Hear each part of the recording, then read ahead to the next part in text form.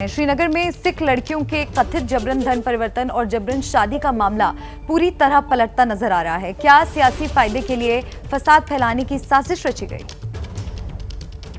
जज साहिबा के सामने मैंने अपनी स्टेटमेंट दी जिसमें मैंने उनको ये बताया है कि ये सब मेरी रजामंदी से हुआ है।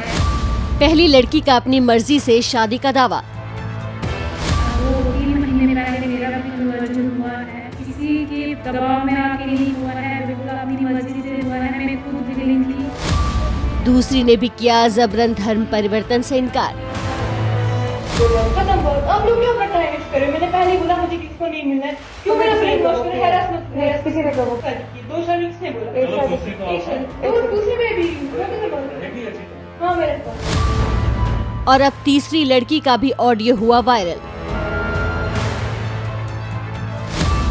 जिन सिख लड़कियों के जबरन धर्म परिवर्तन और जबरन शादी को लेकर श्रीनगर को जंग का मैदान बना दिया गया, आखिर उसकी सच्चाई क्या है?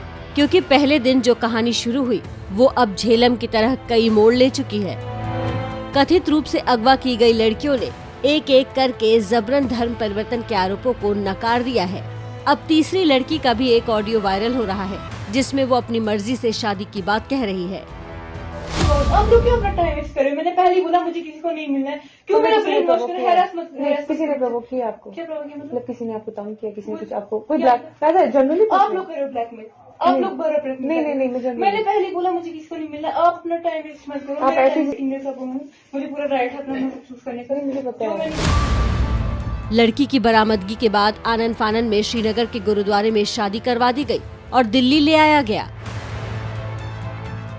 लेकिन कहानी में ट्विस्ट लेकर आया लड़की का निकाहनामा। निकाहनामे के मुताबिक 5 जून को ही शादी हो गई थी, जिसके लिए मेहर की रकम 2 लाख तय थी। हालांकि 1 लाख रुपए अदा किए गए। जो निकाहनामा दिया गया है उसमें 5 जून को शादी की बात कही गई है। 22 जून को लड़की वही निकाहनामा के साथ एक एफिडेविट बारामूला के डिस्ट्रिक्ट कोर्ट में जमा करती है, जिसमें वो ना सिर्फ अपने धर्मांतरण बल्कि अपनी शादी की भी बात कबूलती है।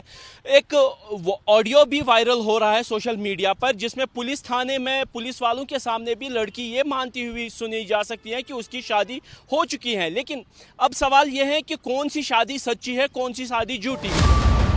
ऐसे में सवाल उठता है कि जब बालिग लड़की ने अपनी मर्जी से शादी कर ली और धर्म परिवर्तन कर लिया, जैसा कि उसने कोर्ट के सामने हलफनामा दिया, तो अचानक इस मुद्दे से घाटी की गर्मी बढ़ाना क्या किसी सियासी एजेंडे के तहत किया गया? दूसरा सवाल ये भी कि अगर लड़की पहले से शादीशुदा है तो फिर उसकी दूसरी शादी गैर कानूनी हो जाएगी। सिख लड़कियों की कथित शादी को लेकर बरपे हंगामे के बीच घाटी के नेता दिल्ली से पहुंचे सिख नेताओं पर माहौल खराब करने का आरोप लगा रहे हैं।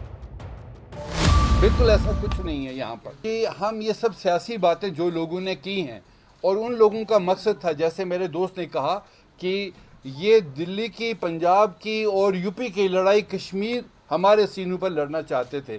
हम इस चीज को अलाउ नहीं करेंगे। आज कुछ लोगों ने हालात बिगाड़ने की कोशिश की, लेकिन आज फिर उसको हम नॉर्मलाइज करने की कोशिश कर रहे हैं। हमारा मैसेज जो है यही है कि हम अपने भाईचारे को, जो मैंने अभी प्रेस नोट में बोला, कि हम इस भाईचारे को बनाए रखना चाहते हैं। जो कुछ लोगों ने कहा उसको हम आगे के लिए दफन कर देना चाहते हैं। पुलिस पूरे मामले की जांच में जुटी है। पुलिस सूत्रों के मुताबिक जबरन धर्म परिवर्तन के आरोप और दबाव डालकर वीडियो बनवाने जैसे आरोपों की भी जांच चल रही है।